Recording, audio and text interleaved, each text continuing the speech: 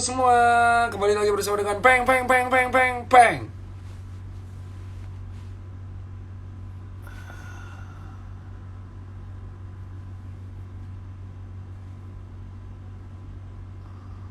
Jadi semua, kita kali ini akan membahas mengenai serba-serbi mutasi, ya kan?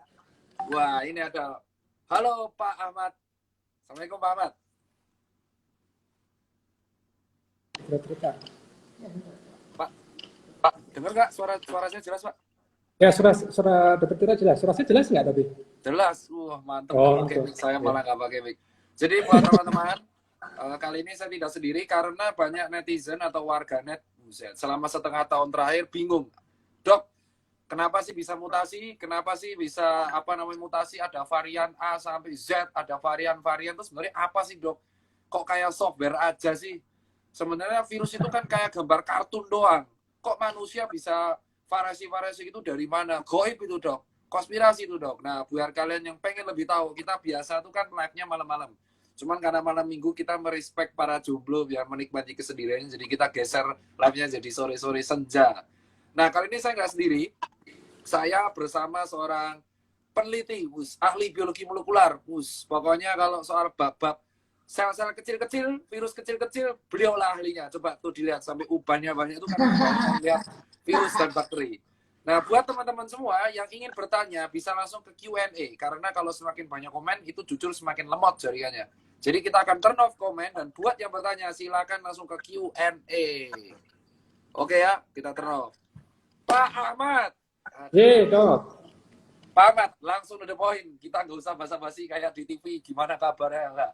Pak Ahmad, kita kan sekarang dulu 10 tahun lalu mungkin warga nganggap mutasi virus itu hal yang biasa, kayak hal yang kayak ilmiah, jadi mereka nggak mau bahas, ya kan, taunya beres. Tapi sekarang gara-gara dicekoi berbagai informasi dari media yang setengah-setengah, berita yang tiba-tiba hati-hati varian ini, masyarakat bingung, dok virus kok ada variannya. Sebenarnya gimana sih dok, virus kok bisa bermutasi sampai varian banyak, nggak hanya covid dok, tapi kita virus itu kok bisa bermutasi itu gimana sih dok? Kok dok Pak, nanti pada salah. Pak Ahmad Jangan ini salah, bukan Pak. dokter ya, dokter. Nah, Pak Ahmad itu dokter, ahli S2, PhD. Maaf, nanti banyak dokter malah. Pak Ahmad, jadi gimana sih Pak Ahmad untuk virus mutasi dan varian tuh kok bisa? Kenapa bakteri enggak, tapi kenapa virus bisa? Ya, ya.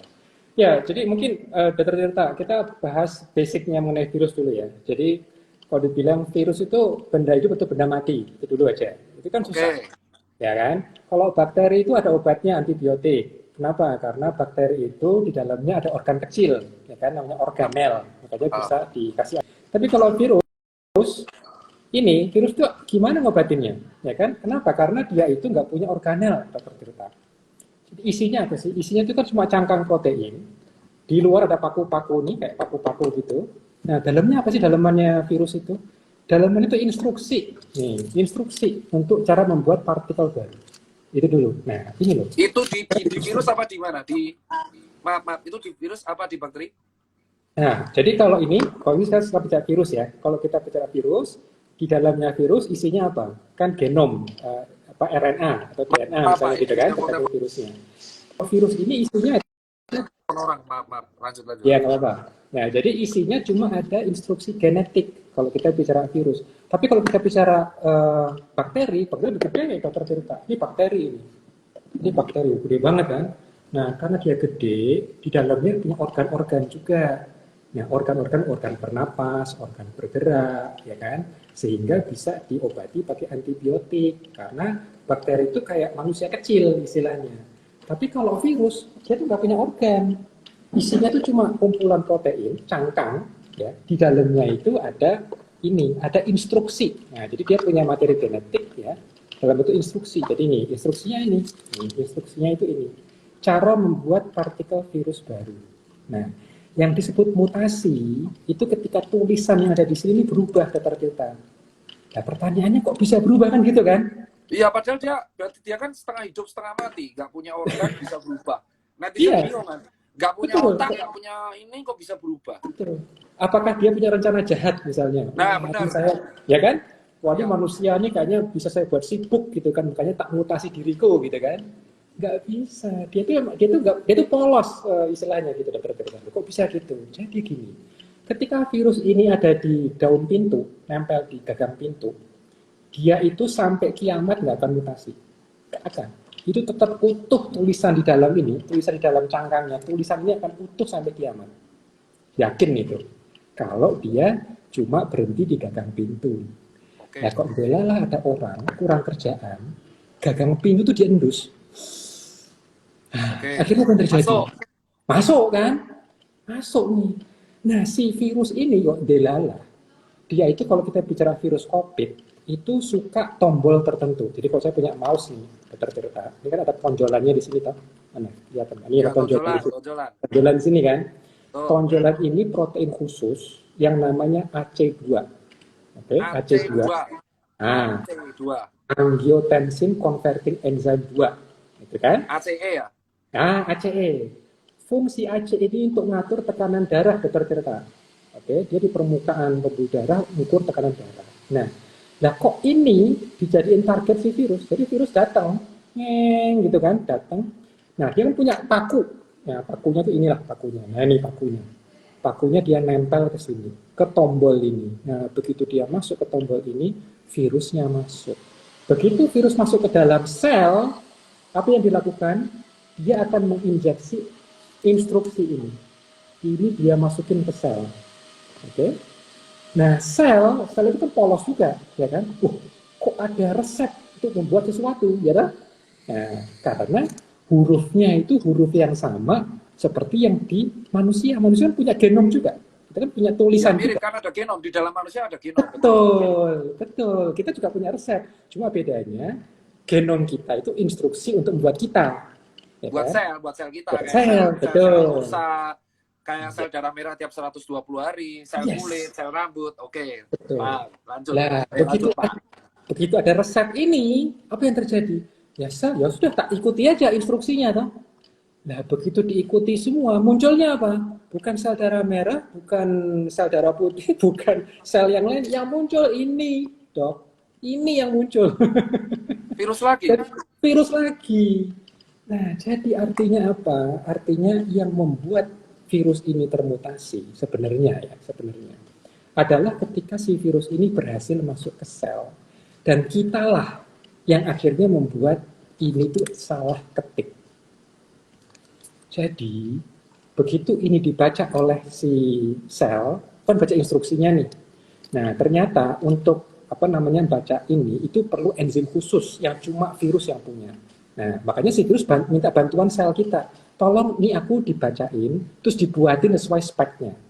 Si sel akan ngikut kan, genetik kan tujuannya memang harus dibuatkan. Polos kan. Ternyata muncul enzim khusus milik virus, dan si enzim ini akan memperbanyak lagi instruksi-instruksi ini untuk membuat partikel-partikel virus baru. Nah, masalahnya jumlah hurufnya kan 30.000. Kalau manusia 3 miliar toh. Kalau kita ini 3 miliar huruf genetik, kalau virus cuma 30.000. Oke, lebih sedikit memang. Tapi enzimnya nggak sekompleks kita. Jadi, kalau kita nih manusia, untuk menggandakan 3 miliar, itu tingkat kesalahannya 1 per sejuta huruf. Jadi setiap ngetik 1 juta huruf, salah 1. Itu kalau manusia. Oke, itu bagus atau bagus? Bagus banget kan? Ngetik 1 juta huruf, salah cuma 1 huruf loh, Dok. Iya, bagus toh. Bagus itu. Coba orang yang buat skripsi itu, berapa karakter? Itu bolak-balik salah terus kan? Iya benar, saya. Ya. Tesis Nah, ya. Saya tesis apa lagi, Pak? Apalagi terakhir. Disertasi, waduh. Nah, susah kan? Nah, kalau virus itu dia memiliki cuma 30 huruf, tingkat kesalahannya setiap ngetik 30.000 salah 2 huruf. Oh, banyak dong berarti potensi salahnya. Benar. Nah, artinya apa? Berarti kalau dia punya kemampuan untuk bisa masuk ke dalam sel, sel itu kan akan memperbanyak, dan termasuk memperbanyak ini kan, semakin banyak penularan, tentu kemungkinan salah ketik juga makin besar. Oh, dari 30.000 ada 2, 30 ada 2. Jadi semakin banyak positivity rate yang tinggi, semakin dia dapat inang, semakin tinggi pula potensi mutasinya. Yang sebenarnya mutasi itu adalah kesalahan replikasi virus. Iya, betul. Nah, jadi makanya, dan ini diperburuk. diperburuk ketika si virus ini menemukan inang yang sangat ideal, yang sangat jos. Siapa itu inang ideal? Inang ideal adalah manusia yang penampakannya sehat, tetapi dia imunokompromi. Artinya Oh. apa? Ketika si sel Ntar, Pak. Imunokompromis itu adalah orang yang imunnya rendah di bawah rata-rata, kawan-kawan. iya, Ringke. oke. Jadi Jadi dia itu harusnya sehat, tampakannya sehat, fisiknya Betul. sehat, atletis, tapi dia nggak tahu bahwa sebenarnya di dalam dirinya itu imunokompromis. Ada banyak manusia seperti ini. Kadang karena gaya hidup, karsiogenik, atau mungkin justru dia membawa penyakit-penyakit bawaan yang dia nggak tahu. Oke, Pak, lanjut, Pak. Nah, berarti apa? Berarti si virus ini lebih awet di dalam tubuh manusia itu kan? Ya. Semakin dia, karena kan nggak bisa di-clear sama ini sistem kekebalannya, ya kan? Ya. Awet ini si virus infeksinya. Nah, dia pesta di dalam. Wah, nggak ada perlawanan kok, ya kan? Akhirnya Ya, nggak ada tentara kita yang lawan kan soalnya. Betul. Nah, kalau orang ini ternyata tetap tidak bergejala, berarti nanti dia memproduksi virus-virus yang mutasinya itu macam-macam ke orang lain. Gitu. Super spreader dong. Iya, seperti itu. Berarti kayak film Presiden Evil loh, Pak. Persis loh. Jadi ada gitu ya? virus nyerang otak, terus awal mulanya dia nyerang kan jadi zombie, tapi ada satu dari sekian yang akhirnya dari Mila Jovovich tuh, yang akhirnya dia jadi kebal dan akhirnya malah jadi kuat. Oh, Resident Evil ya? Oh iya, oke. Iya benar, kayak Resident Evil. Berarti penjelasan virusnya sebenarnya mirip-mirip sama game Resident Evil. Dari sekian banyak yang terinfeksi jadi zombie, ada satu yang jadi super power. Dan ada satu lagi yang jadi super power tapi jadi gede banget, Nemesis. Jadi sebenarnya seperti itu, Pak. Nah, lanjut, Pak. Kenapa ketika virus masuk, dia kan berarti kan Pak Ahmad mengatakan bahwa virus itu sebenarnya polos, tidak punya agenda menyerang, dia hanya taunya replikasi, menggandakan koloni. Nah, kok bisa tentara kita itu memble? Atau tentara kita bisa kelabakan melawan virus? Padahal tentara kita kalau melawan bakteri kuat banget. Tapi kenapa ketika lawan virus yang jelas dia nggak ada agenda menyerang, kok bisa jadi hancur lebur kita? Sampai pneumonia, sampai udem, itu kenapa, Pak? Ya, jadi sebetulnya gini, kita jangan terlalu banyak kasih kredit ke virus ya. Karena secara jujur aja, 80% manusia yang terinfeksi kan tidak mengalami gejala. Ya kan? Tidak mengalami gejala. Cuma kan yang 20%. Yang 20% yang akhirnya gejalanya sampai harus masuk rumah sakit karena perlu oksigen.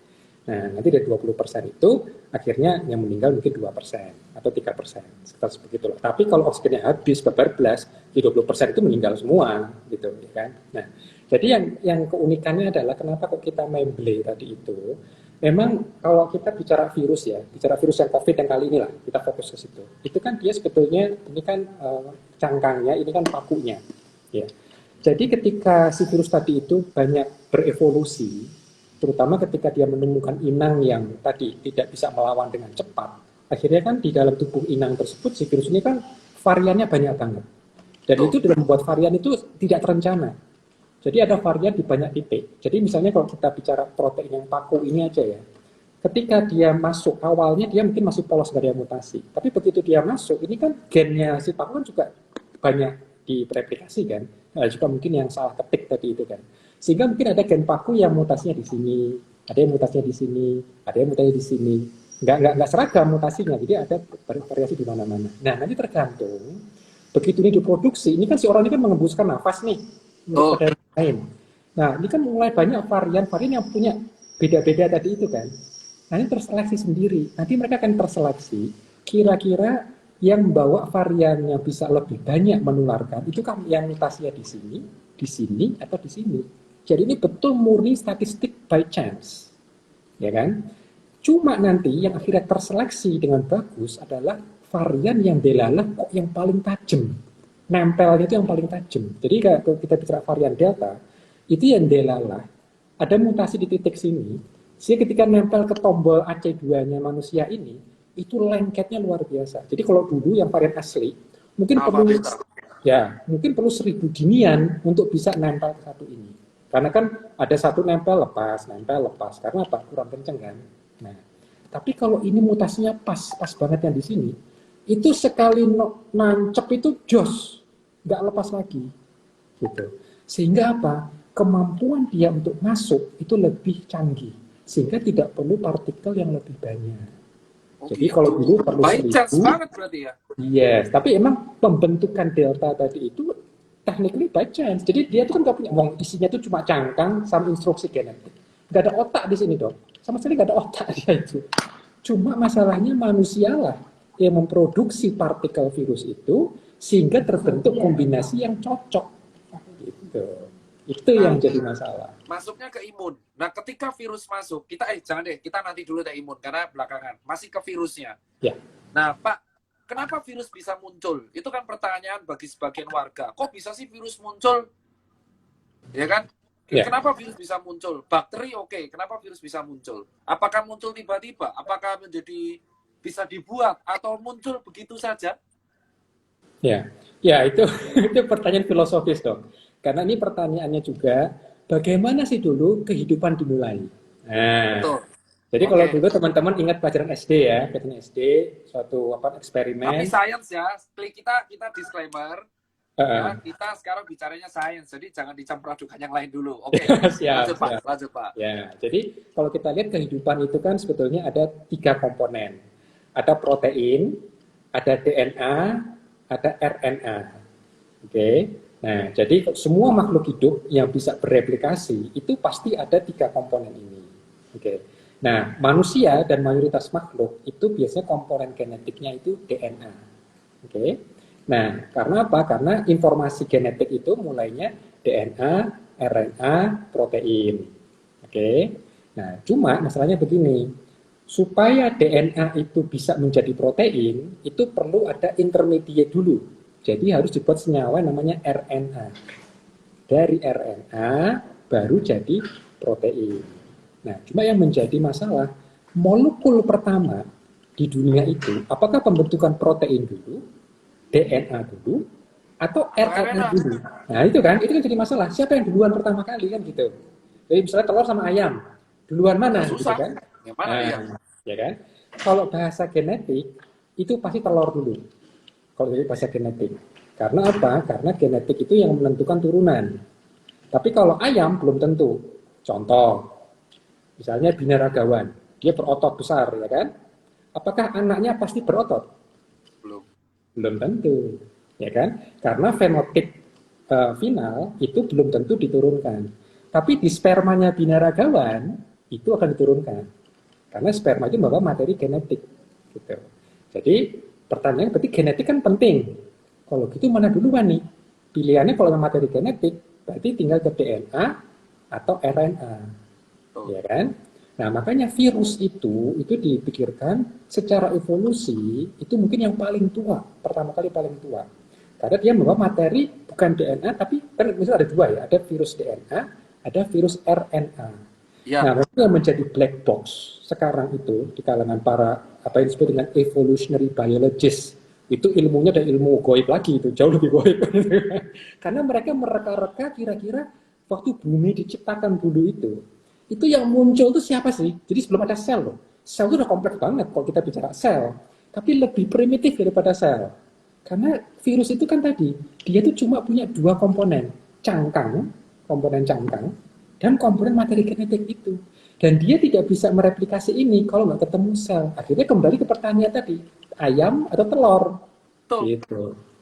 Kalau itu pertanyaan Dr. Tirta, Allah alam saya juga nggak tahu bagaimana virus. Mungkin nanti di hari kiamat saya tanya sama Allah Ta'ala, ya Allah, gimana sih itu penciptaan virus? Jelas.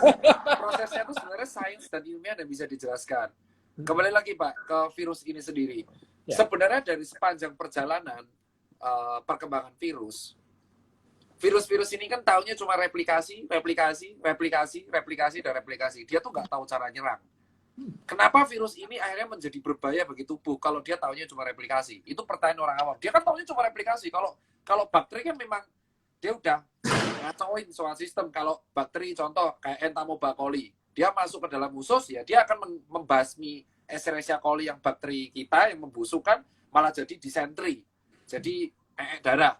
Nah, kalau virus ini kan memang sebenarnya nggak berniat menyerang. Kenapa ketika masuk ke tubuh ya kan menjadi sesuatu yang sangat-sangat masif itu kan kayak ya itu pertanyaan kenapa Pak kok Ya. bisa Jadi Apakah sebetulnya kita kasih alarm ini orang asing atau gimana? ya itu makanya di situ ada interaksi antar sama makhluk, gitu kan, sama makhluk ada manusia, ada binatang, ada virus, ada bakteri, ada kuman.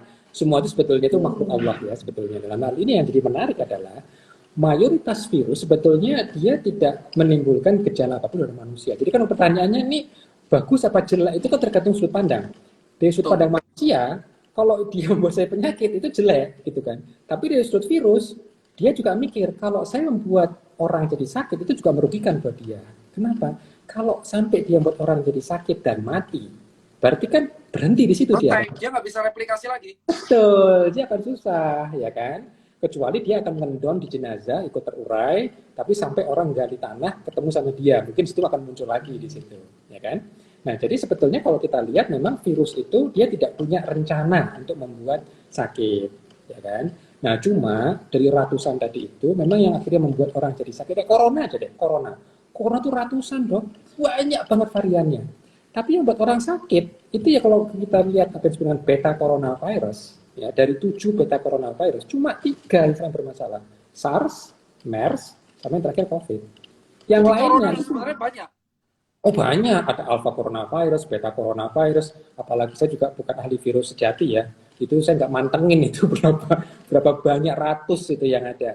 Nah, cuma kadang-kadang yang jadi masalah ada ilmuwan yang akhirnya kebiah-uyah karena emang banyak ratusan, terus mereka menganggap ya udah nggak usah khawatir sama COVID. Ya jangan gitu juga lah. Memang betul corona itu banyak, ya kan? Tetapi memang ada satu dua dan ini yang ketiga yang bisa membuat vaskes kalang kabut gitu loh. Kenapa? Karena apa? Yang 20% tadi itu loh dok masalahnya. Yang 20% itu yang sampai sesak nafas itu. Dan kalau dihitung kan orang mengatakan, wah yang mati cuma 1% kok ribut. Bos, masalahnya bukan 1% bos. Yang masalah itu dari 1 miliar. Ya, 1 miliar betul. Tapi 20% yang datangnya barengan. Barengan kuncinya. Itu loh masalahnya. Coba datangnya gantian. Tiap tahun sekali gak datang. Gak apa-apa. Ya kan? Tapi datangnya itu barengan. Jadi itu yang buat kita khawatir. Gitu. Dan dari antibodi kita tuh menyerang apa sih, Pak, sebenarnya di dalam tubuh kalau virus masuk itu? Oke. Jadi sebenarnya gini, kalau kita bicara virus tadi ya, virus ini kan dia kan punya di permukaannya itu banyak gula sebetulnya, banyak komponen gula di samping paku. Jadi pakunya itu nggak telanjang gini dok, pakunya itu dilapisi gula juga. Ya, dari mana dapat gula? Ya dari ketika dia masuk ke manusia, karena begitu dia masuk ke manusia kan ada instruksi itu cara membuat virus yang baik dan bagus, misalnya gitu kan. Salah satunya ambil gula 2 cangkir, ambil protein sekian cangkir gitu kan. Nah akhirnya ketika dia jadi virus, ini banyak gula juga. Nah tubuh kita itu bisa mengenali pattern pola gula yang berbahaya. Jadi kuman, bakteri, virus itu kan di permukaannya ada semacam pola-pola gula. Jadi gula itu berpola. Jadi bukan cuma ngasal gula gitu enggak, tapi ada gula yang berpola. Nah, 80% orang sistem imunnya itu cepat nangkep. Pokoknya kayak gula seperti gini libas, gula seperti gini libas. Itu Gitu alasan kan? 80% gejalanya cuma batuk, pilek 10 hari selesai. Betul. Nah, cuma dalam proses pelibasan tadi itu, sistem imun segera juga panggil Kopassus. Oke, Oh, panggil. Hansip, Jadi dia iya pakai kan? pertama dia pakai tentara biasa. Hansip lah. Tentara Hansip, sel Jepang. tubuh. Ya, Yang pokoknya kedua kasih nih, yang sikat ah, Kopassus. Tim Palu Gada pokoknya. Palu Gada. Tapi Palu Gada itu perlu waktu kan dok? Coba aja telepon Kopassus sekarang, kan datang sekarang, kan perlu waktu dia. Tapi kalau satpam kan cepet, kan tergantung Betul. ya kan? Nah, akhirnya kenapa tetap perlu panggil perlu Kopassus untuk perlawanan berikutnya. Dan kalau misalnya level pertama ini gagal, ya kan? Karena tergantung jumlah virus. Kalau jumlah virusnya sedikit, satpam bisa namanya? Pokoknya satpam tubuh kita mikir-mikir. Ya. Ternyata yang jadi 60.000 misal. Malingnya cuma sedikit soalnya. Jadi kalau malingnya banyak banget kayak tamuran, wah kok banyak kan anak STM mana gitu. Nah itu kan masalah gitu kan. Nah itu kan masalah jumlah juga. Ya ini kayak taburan gitu. Jadi kalau yang menyerang sedikit, insya Allah satpam bisa. Tapi begitu banyak, satpam langsung kontak Kopassus. Ini kita perlu bantuan bos gitu kan. Tolong siapkan yang paling bagus. Nah di tentara ini akan belajar. Terus seperti apa sih pola yang menyerang itu. Nanti dia akan produksi antibodi, produksi sel T. Tapi itu perlu waktu. Supaya apa? Ada gelombang berikutnya datang, kita sudah siap sama rudal, yaitu antibodi. Karena kalau ini kan saya tadi bilang, Dr. Tirta, ini tuh nggak punya organel, ini nggak ada obatnya. Obatnya itu apa ya? Rudal tadi. Supaya apa? Diserang, diblok. Jangan sampai nempel sama tombol AC2 itu. Jadi ini alasan kenapa dari dulu tidak pernah ada yang namanya obat antivirus kan? Yang langsung obat dari tubuh kita yang langsung membasmi rudal itu dari luar nggak ada kan? Nggak Itu ada. alasan karena ya mau apa yang dihancurin, dia cuma komponen protein, cuma instruksi. Nah, berarti obat-obat yang diproduksi sekarang itu hanya menghambat replikasinya dong, Pak. Ya, jadi obat yang sekarang disebut tanda kutip antivirus itu sebetulnya berusaha menghambat proses replikasi virus di dalam tubuh kita. Dan itu susah. Sehingga dia virusnya dibantai sama antibodi kita. Ya, jadi memang lebih rumit. Tapi kalau antibiotik lebih gampang. Kenapa? Karena bakteri itu punya protein khusus, dia punya organ khusus, dan kekhususan itu bisa dibedakan dari organnya manusia. Makanya bisa dibuat antibiotik, gitu kan. Tapi kalau virus memang lebih susah. Makanya andalan kita adalah antibodi. Cuma antibodi kan perlu waktu tuh. Kopassus kan perlu waktu, mungkin 10-14 hari. Nah, kita berharap, ya kan, yang tadi sistem innate tadi itu, yang Hansip tadi sama Sapam tadi itu bisa mulai ini nyingkirin gula-gula. Kan masalahnya sih ini kan punya pola gula kan si virus ini gitu kan. Nah, cuma untuk 20% orang satpamnya mungkin kurang cepat tanggap gitu. Sehingga keburu ininya banyak banget. Dan kalau udah seperti itu akhirnya malah terlambat, aktifnya terlambat, buffernya keterlaluan. Jadi emang itu masalah dengan orang-orang yang jadi sakit berat, dia tuh tanggapnya lambat dong. Nah begitu dia aktif, baper. Jadi itu yang disebut imun tidak seimbang. Nah, harapan kita, imun yang kuat itu sebetulnya itu tanda kutip dok. Saya sendiri nggak suka menggunakan kata imun kuat. Kenapa? Tapi Kalau kita lihat orang yang meninggal karena COVID, itu di parunya itu dok, itu penuh dengan sel infiltrat. Ini kita nggak bicara ya, imun yang lemah. jadi udemnya pneumonia itu justru bukan karena virusnya, tapi sel peradangannya. Betul. Sel tubuh kita sendiri, sel tentara kita sendiri yang rame di situ. Betul sekali. Artinya ini bukan imun yang lemah kan? Dia sangat kuat. Ya sebetulnya kan? Makropak ya gitu. Iya betul. Makanya yang kita perlukan bukan imun yang kuat, tapi imun yang seimbang. Nah, gitu. Makanya konsumsi asupan itu yang seimbang. Jangan kebanyakan gula, dikit-dikit gula manis, ini manis gitu kan. Jadi benar Sayurnya dong, Pak. Gimana? Berarti benar dong, Pak, bahwa kita edukasi, itu alasan kenapa menjelaskan obesitas 7 kali, dan orang yang DM rata-rata COVID-nya parah, karena memang virus ini suka banget sama gula. Makanya ketika kita COVID, diet rendah gula tapi tinggi protein, karena protein ini akan membuat virusnya bingung kan, loh kok adanya protein, dan protein ini kan komponen sel kita, jadi sel lawan sel, seperti itu kan? Ya, seperti itu.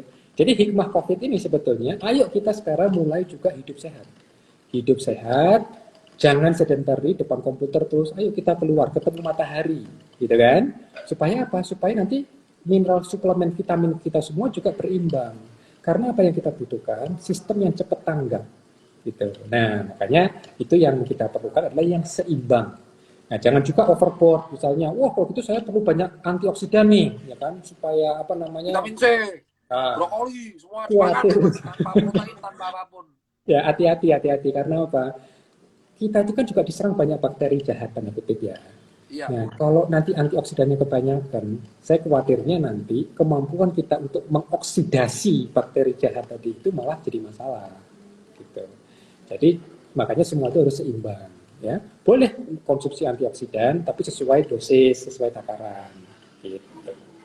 Pak Ahmad, kita sedang menjelaskan, berarti kita bisa resume dulu. Virus ini dia tua, lebih tua mungkin dari manusia. Kedua, dia tuh taunya cuma replikasi. Nah, belum pernah ditemukan obat virus. Adanya adalah dia menghambat replikasi.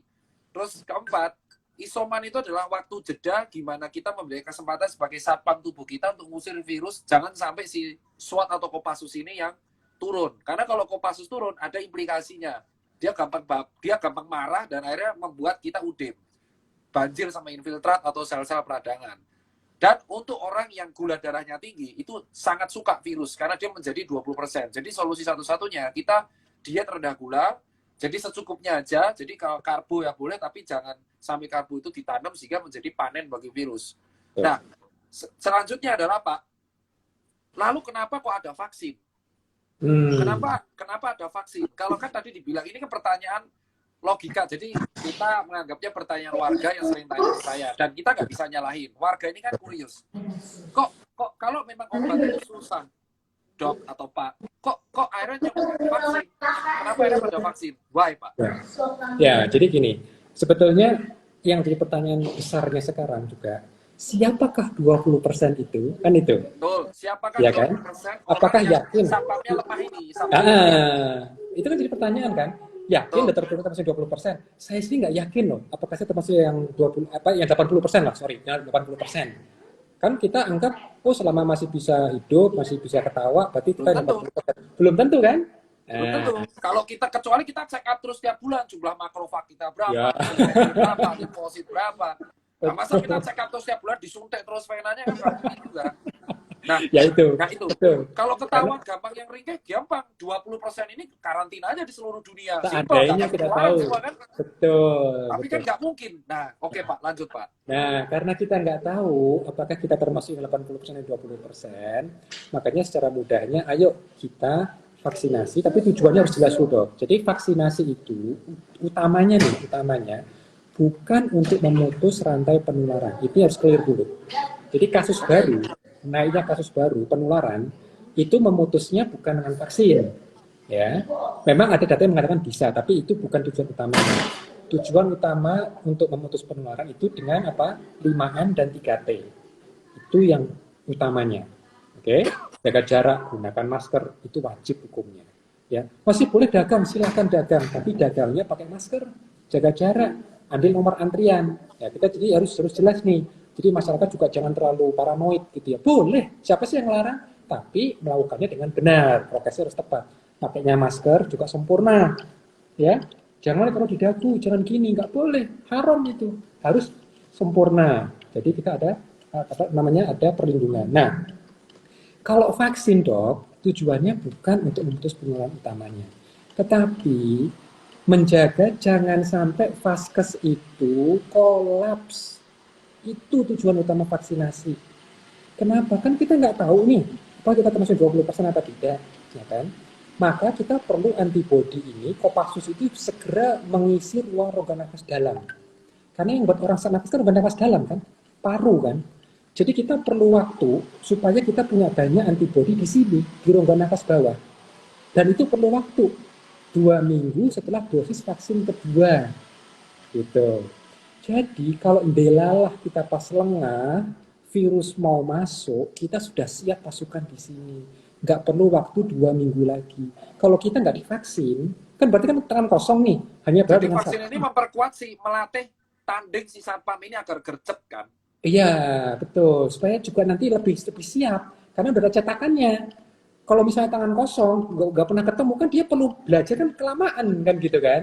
Nah, makanya kita vaksinasi supaya dia lebih siap. Dan nanti ujungnya apa? Ujungnya vaksin itu menurunkan risiko gejala berat. Itu yang teman-teman harus pahami.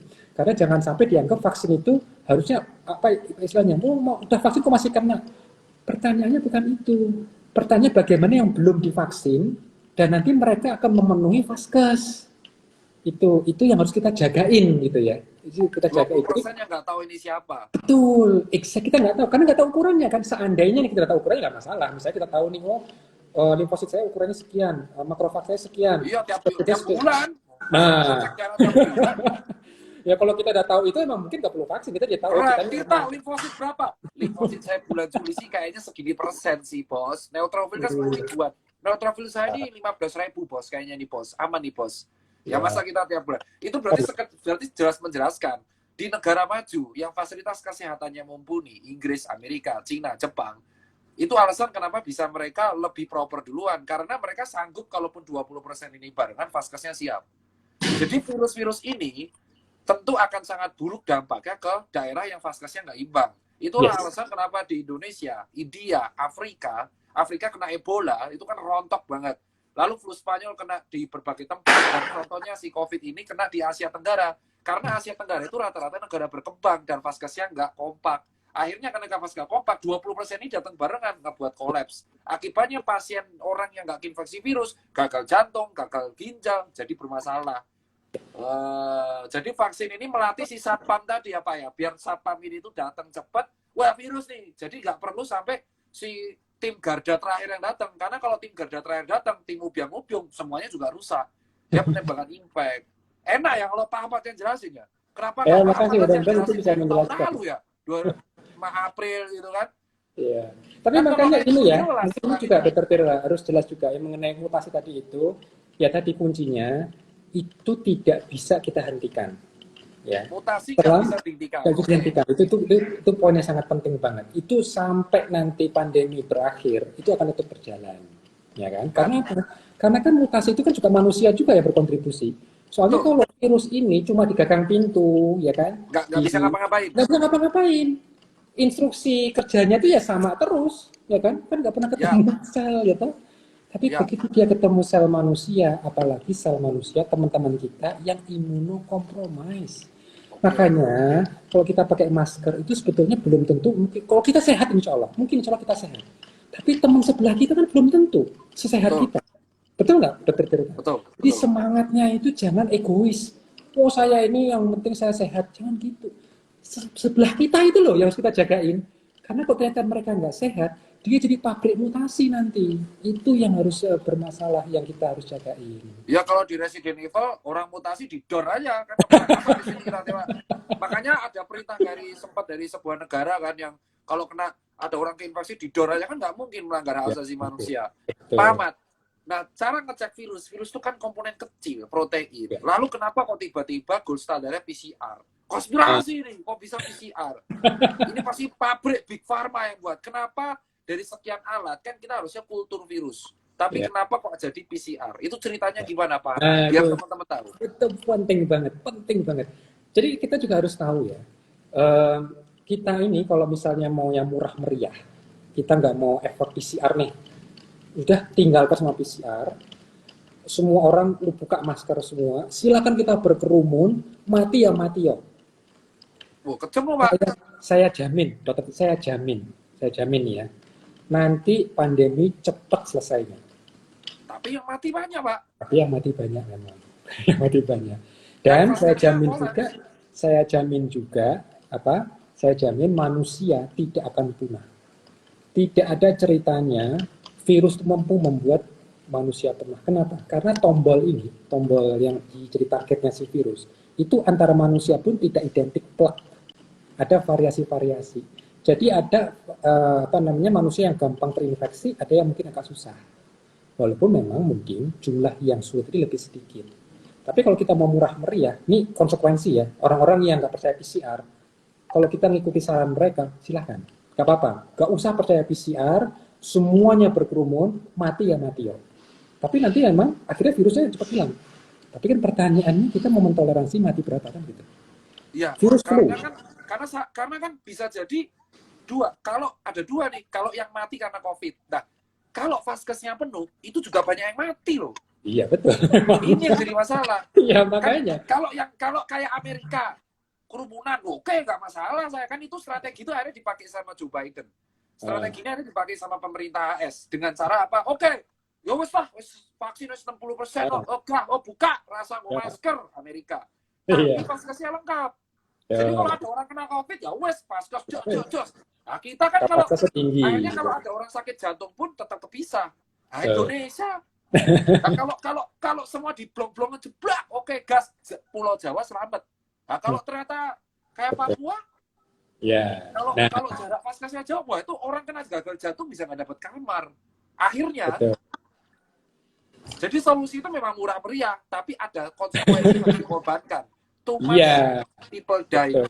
Ada konsekuensi itu, makanya sekarang datanglah PCR. Jadi emang keunikan dari COVID ini, Dr. Tirta, adalah apa yang disebut dengan OTG atau OPG. Apa itu? Orang tanpa gejala itu OTG, ada juga OPG, apa itu? Orang pragejala. Itu belum pernah sebelumnya. Ya. Jadi dunia kesehatan itu, kalau kita bicara infeksi, itu selalu cari yang bergejala. Makanya ingat nggak di awal COVID? Yang pakai masker yang sakit saja, ingat nggak? Tuh WHO sama CDC. Iya kan? Itu nggak salah. Karena memang ilmunya seperti itu. Flu burung. SARS, MERS, itu semua kenapa seperti itu? Karena virusnya itu di rongga nafas bawah. Di rongga nafas bawah. Oke? Sehingga apa? Begitu dia sakit, pasti yang bergejala. Gitu.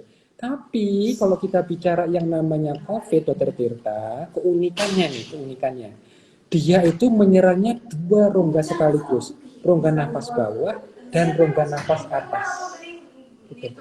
Jadi apa yang terjadi?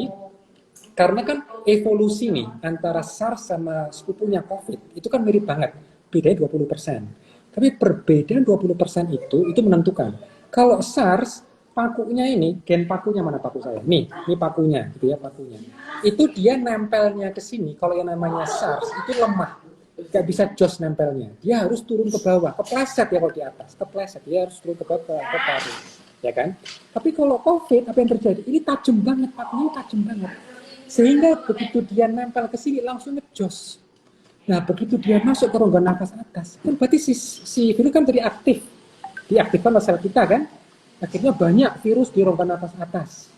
Nah, ketika udah mulai banyak, tumpah keluar atau ke dalam. Nah, begitu dia tumpah keluar, dia nggak pakai masker, dia belum bergejala, dia mulai menulari sekitar. Yes, seperti itu. Oh, Tidak itu maksudnya terjadi. super spreader. Nah, untuk mengenali orang yang belum bergejala tadi itu, taunya gimana? Ya dari PCR, bosku. Jadi kalau misalnya ada orang yang sakit, dia bergejala, wajib kontak telusur tracing T kedua dari 3T. Alhamdulillah akhirnya pejabat kita paham. Ya toh? Setelah 17 Yang bulan tapi. itu nggak apa-apa lah. Dari Nggak apa-apa lah ya, sama teman. sekali. Nggak apa-apa. Itulah pakai PCR. Karena PCR PCR itu itu sebenarnya ngecek apa sih, objektif. Pak? Ini, instruksi genetik ini, kan kita sudah, ini juga harus dibuktikan dulu. Ada orang mengatakan gini, ini partikel virus ini gimana buktiin bahwa dia punya penyakit? Jangan-jangan interaksi obat. Jangan-jangan orangnya, apa tuh? Kan banyak konspirasi itu. Ya kan? Ada seperti itu kan bilangnya kan. Apa betul nih virus ini yang kelihatan di elektron mikroskop yang kata-katanya kayak corona, gambarnya kayak gini, tahu? Kalau di elektron kan seperti gini, ada buletan, ada paku-paku ini. Ini betul benar atau tidak? Ini penyebab atau bukan? Jangan-jangan cuma berasosiasi. Dokter kan pernah belajar kuliah kedokteran, toh? Ada namanya hubungan asosiasi atau sebab akibat, ya toh? Kan mungkin ditemukan gini di orang sakit COVID. Emang ini benar penyebabnya? Jangan-jangan hanya berasosiasi, ya toh? Pertanyaan bagus, maka harus dijawab. Jawabannya bagaimana? Kalau saya jadi Hitler, saya ambil tawanan perang, saya suruh mereka mengendus virus partikel. Lalu saya pantengin, sakit nggak? Ya, dia kan kayak gitu. Kan? Dia kan kalau kayak gitu di kamar gas, ingat saya. Nah, gitu kan? Nah, Betul, dia kayak gitu. Itu alasan kenapa banyak tawanan perang disuruh menghisap penyakit-penyakit terus dibiarin sampai mati biar tahu impact-nya. Betul, itu yang terbagus. Untuk bukti yang paling bagus. Seperti gitu kan? Tapi kan nggak etis seperti gitu. Ya nggak etis, itu melanggar hak asasi manusia. Dikasih penyakit dibiarin sekarat ya. Nah, makanya kita punya ilmu Dokter Tirta. Makanya sekarang ini kayaknya dugaan saya banyak dari teman-teman itu waktu pelajaran biologi itu pada ngantuk, nggak dengerin gurunya, sehingga ketika ada COVID nyerang bacaannya nggak jelas. Ya tahu padahal ada ilmunya. Di bulan Februari, orang Cina, ilmuwan Cina sudah membuktikan bahwa ternyata ini partikel virus kan bisa dimurnikan nih dari orang sakit COVID. Partikel ini dimurnikan. Mereka nggak berikan ke manusia, tapi mereka berikan ke mencit khusus, mencit yang sudah direkayasa genetiknya. Kenapa? Karena tombol ini, dok, namanya AC2 ini, manusia dan mencit juga punya. Sebetulnya juga punya. Tapi mereka belajar dari SARS. Kan itu kemiripan antara SARS sama COVID kan 80%. Mereka juga tahu ini kayaknya nih COVID ini itu menyerangnya ini lewat itu masuknya lewat ini tombol AC2, ya kan. Tapi mereka juga tahu mencit yang dikasih SARS-CoV-2 dia bakal kebal karena AC2-nya nggak kompatibel full, ada perbedaan, ya kan. Jadi mereka masukkan ke mencit yang masih alami partikel virus ini SARS-CoV-2 ini mencitnya kebal, nggak ada masalah. Lalu mereka eksperimen baru. Sekarang mencitnya kita rekayasa. Kita manusiakan. Jadi si mencit membawa AC2-nya manusia. Apa yang terjadi? Ketika dimasuki ini, partikel virus, mencitnya kena pneumonia. Sama seperti manusia. Jadi partikel virus yang ada gambarnya ini, yang kita sekarang tahu persis materi genetiknya, betul-betul bisa menyebabkan penyakit seperti di manusia. Dan lebih hebatnya lagi, ketika divaksin, mencetnya dia terproteksi. Berarti bisa prediktif. Makanya vaksin di berbagai negara terbukti setelah uji klinis, praklinis, ya kan, fase-fase fase 3 dia menggunakan mencet tadi dengan binatang coba Buat tadi itu. teman-teman sekalian, kalau kalian masuk lab kimia atau lab biologi ya, dari kedokteran atau farmasi, itu rata penelitiannya mencet. Mencet itu tikus putih yang matanya merah. Ya, bukan hamster, beda, bukan mamut, bukan. Mencet itu tikus putih. Kenapa penelitian menggunakan tikus putih? Karena tikus-tikus putih ini memang bukan dipercaya dari penelitian dia memiliki genetik yang mirip sama kita, gitu. ACIA tuh mirip. Jadi jangan malu ya, kita genetiknya tuh mirip sama mencet. Tahu mencet itu, mencet putih-putih yang matanya merah, itu yang tikus putih tapi merah, itu mencet. Itu selalu digunakan sebagai penelitian di SMA dan penelitian di lab biologi dan lab patologi anatomi. Nah, si mencet. Jadi semua penyobat obatan kalian itu berterima kasih pada pahlawan kita si mencet-mencet ini. Nah, jadi karena nggak etis pada manusia. Penelitiannya dari si mencet-mencet ini juga dong. Apanya? PCR ini berarti awal mula diuji dari si mencet-mencet jadi ini sejak juga. Makanya kan berarti kan kita sudah establish evidence bahwa si partikel virus ini bisa menyebabkan penyakit di mencet sama seperti di manusia kan, kena pneumonia, operasi. Karena ini sudah kita buktikan, ya sudah kita buka saja konten genetiknya apa. Materi ininya kan berarti kita sudah bisa baca nih instruksinya. Dan instruksi genetik ini bisa dibaca dengan PCR.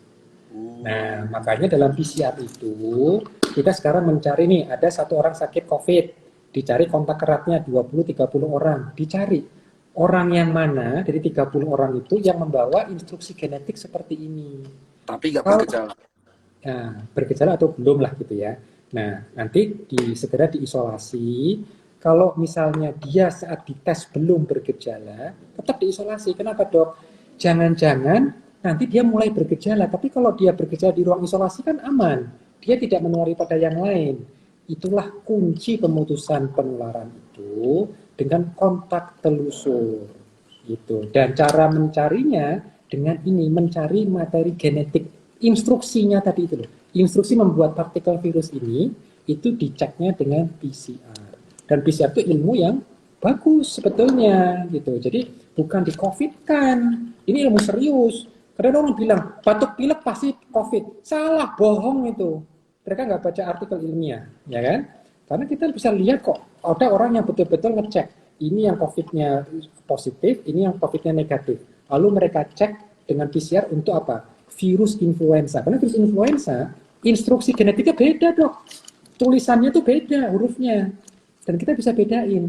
Ternyata apa? Beda. Jadi orang yang positif influenza, ada juga yang negatif COVID. Ada juga yang di positif COVID. Jadi nggak selalu sama.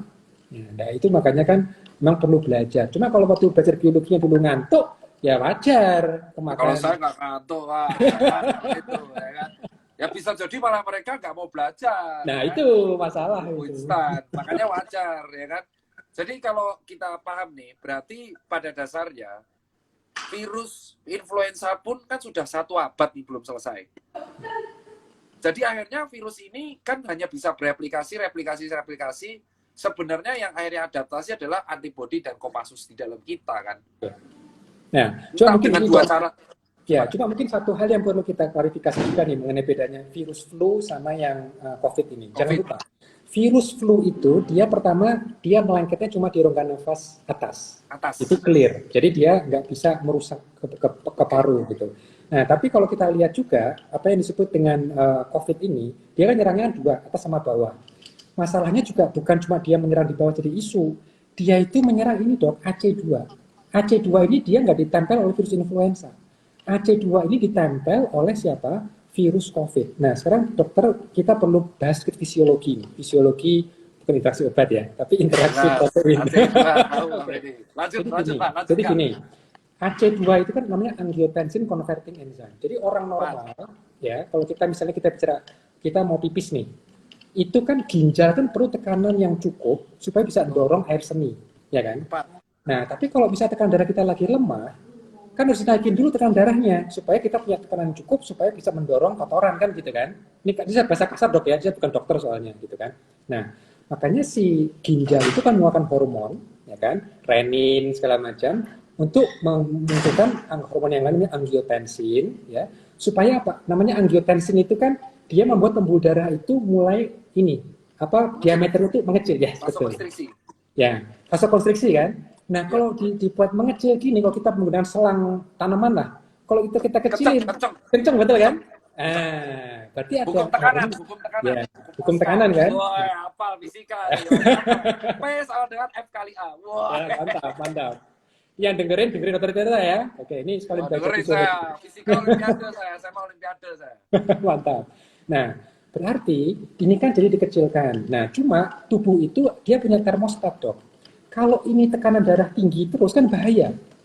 Begitu udah cukup nih, oh ginjal mengatakan udah cukup nih, tekanan darah udah mencapai titik, ayo dilonggarin lagi, ya kan? Nah, berarti angiotensin tadi itu harus dicacah. Dicacah sama angiotensin converting enzyme. Itu ACE. ACE. Nah, memang ada dua sih, nanti ACE1, ACE2. Tapi intinya yang ACE2 ini, dia kan di permukaan pembuluh darah nih, ya kan? Dia begitu dapat informasi, udah cukup nih tekanan. Begitu ada angiotensin lewat, dicacah. Sehingga apa? Pembuluh darahnya bisa longgar lagi. Oke, nah sekarang, kenapa kok diabetes, hipertensi, obesitas itu cenderung menjadi lebih rentan? Gara-garanya memang di sini salah satu penjelasannya. Apa yang terjadi? Orang ketika kebanyakan gula, kan berarti apa yang terjadi? Kan berarti di pembuluh darahnya kan lebih sempit kan, ya. Diameternya itu nggak selonggar yang orang biasa, nggak elastis lah. Pokoknya ada sesuatu lah, nggak elastis, nggak menyempit atau ada hambatan, pokoknya nggak. Nah, berarti kan bahaya kalau orang itu tekanan darah tinggi terus kan nggak sehat kan. Makanya tubuh itu berkompensasi. Cara kompensasinya gimana? Di permukaan pembuluh darah itu AC2-nya naik. Ya, dan ACE banyak itu reseptornya virus COVID. Ya, betul. Semakin banyak gemboknya cangkangnya si virus COVID, si ACE, semakin banyak virus COVID yang nempel. Betul. Dan jadi dia sudah gemboknya banyak, gulanya banyak, habis dah. Makanya pada penderita komorbid CKD, CKD gangguan renal dan gangguan DM sama obesitas, cepat banget dia perburukan di hari ke-10. Karena dia replikasinya bisa lebih 7 kali lebih banyak daripada orang normal. Wah, mantap. Kenapa Pak Ahmad gak jadi yang jelasin dari dulu? Betul, itu bedanya dari influenza. Makanya kalau ada ahli mengatakan ini cuma flu biasa, dia nggak baca artikel ilmiah mengenai AC2.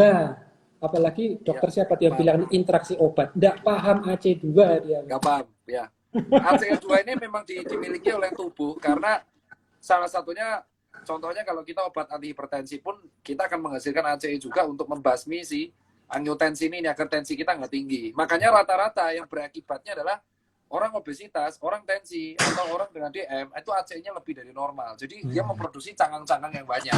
Virus masuk ya kayak udah gulanya banyak, cangkangnya banyak, seneng banget ya. Dia cuma replikasi. Dan ketika virus ini sebenarnya kayak provokator. Dia cuma replikasi, dan sisanya adalah dia menyuruh kita untuk membasmi. Nah, impact dari antibodi kita itu ngebuat infiltrat karena banyak yang mati. Akhirnya terjadi udim. Dan impact-nya karena dia sembuh pun, jaringan paru adalah jaringan paling lambat yang dia untuk recovery. Maka jadi fibrosis. Masuk, Pak. Langsung dijelaskan dalam waktu sejam. Kalau ditanya sampai sejauh ini perkembangan di Indonesia, lalu dengan melihat di Indonesia dosis vaksin masih ngadat, lalu obat juga susah payah, ini nggak semua orang dapat, mobilitas juga nggak bisa dicegah. Menurut pandangan Pak Ahmad, gimana nih? Apa yang bakal terjadi di Indonesia 2 bulan, 4 bulan, atau kan bisa diprediksikan hal seperti ini? Kalau menurut Pak Ahmad gimana, Pak? Saya itu penganut hikmahisme, dok. Semua itu ada hikmahnya. Oke. Siap. Jadi Pak. yang penting paham ilmunya, paham belajar ya ahlinya, kan banyak dokter edukator, ya kan, pelajari. Kalau kita paham ilmunya, dok, insya Allah kalau kita beraktivitas, kita bisa lebih hati-hati. Dan kalau ini dilakukan secara berjamaah, bersama-sama, ya toh, bergandengan tangan. Tapi gandengan tangan virtual ya, jangan pegangan beneran, gitu kan, ya kan.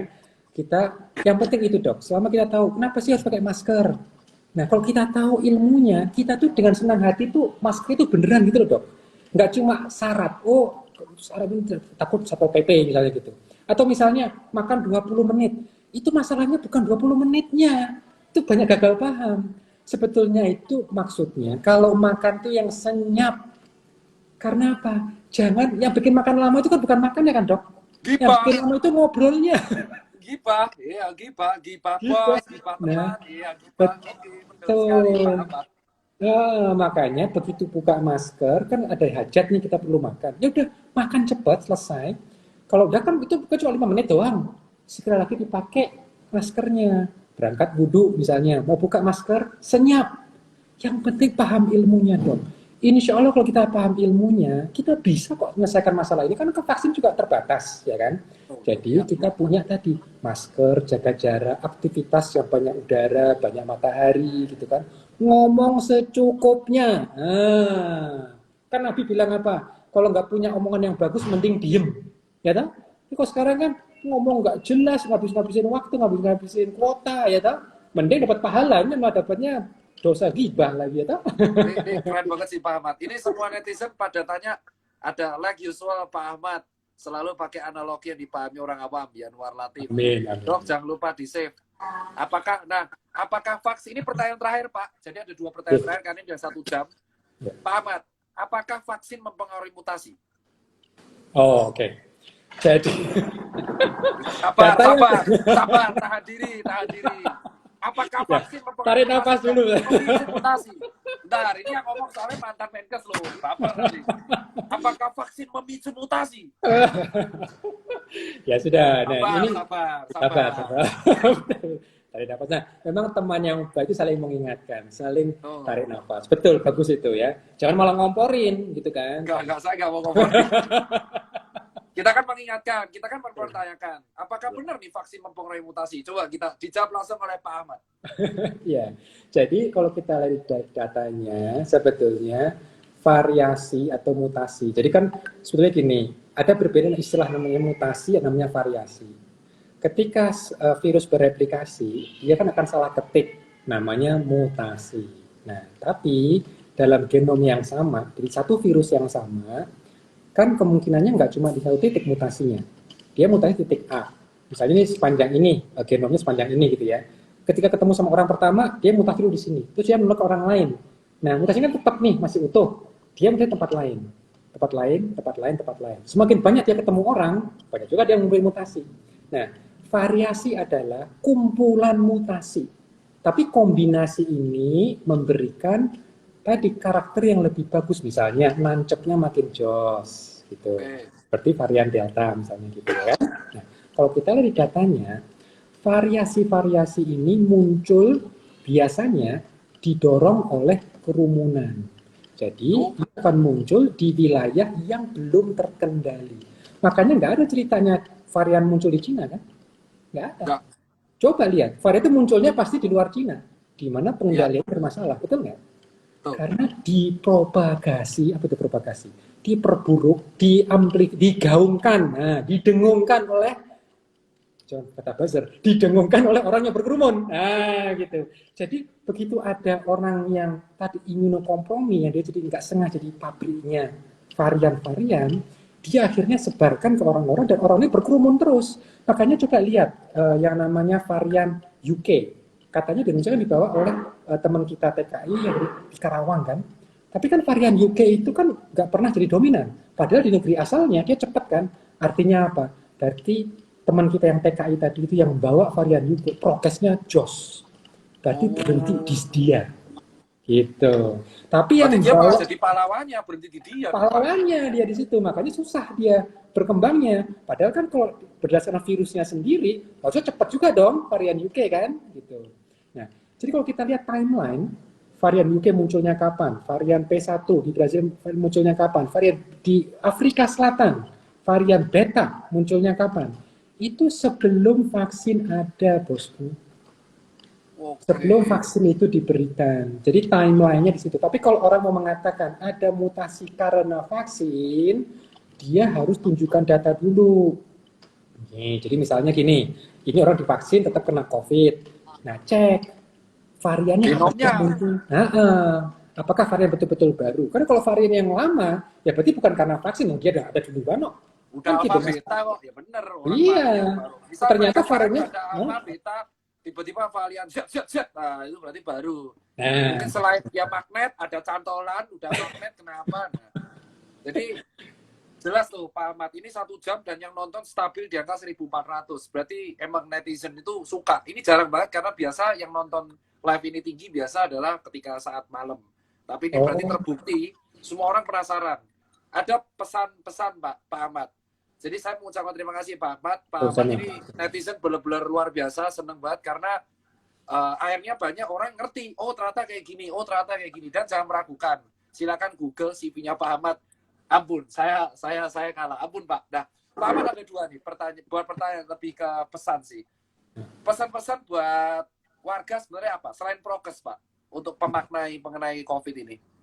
Ya, yang pertama pahami ilmunya dan yang kedua optimis, selalu berpikir optimis, ya kan? Jadi gunakan kreativitas Anda masing-masing setelah memahami cara kerja virus, itu aja, gitu kan? Misalnya Anda bisa pikirkan bagaimana berdagang yang aman, bagaimana berinteraksi yang aman, bagaimana merenovasi gedung-gedung yang aman. Yang penting apa? Tetap optimis itu penting. Jadi jangan terlalu paranoid juga. Kedua, perbaiki asupan kita, ya kan? Ini menjadi satu hikmah, ya kan? Selama ini mungkin kita terlalu malas.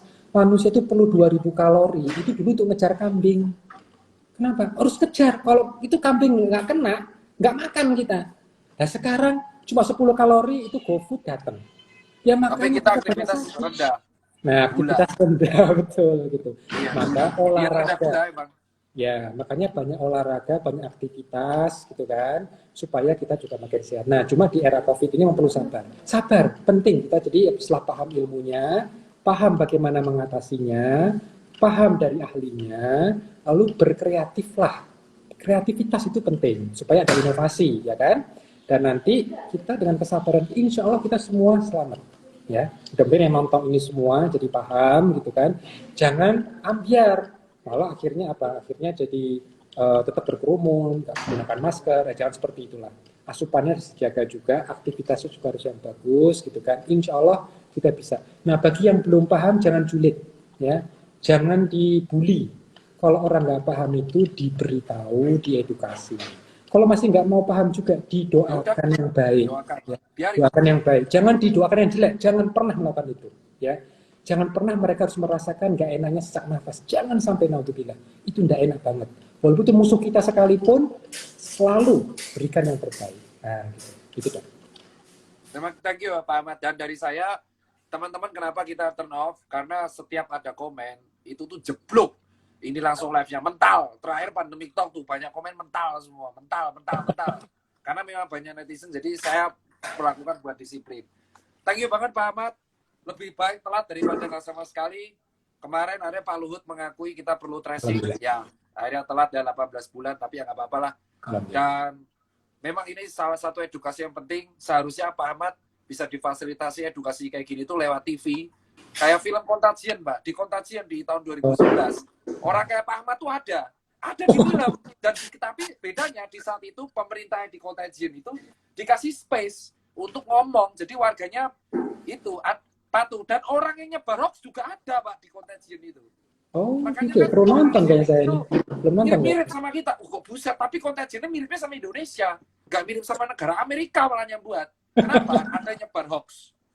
Dan nyebar hoax itu dilepas. Karena polisinya bilang, lebih baik kita ngurus yang ada, yang penting kau klarifikasi, karena orang kayak kamu tuh ada 12 juta orang. Kita yang ngomong di Contagion.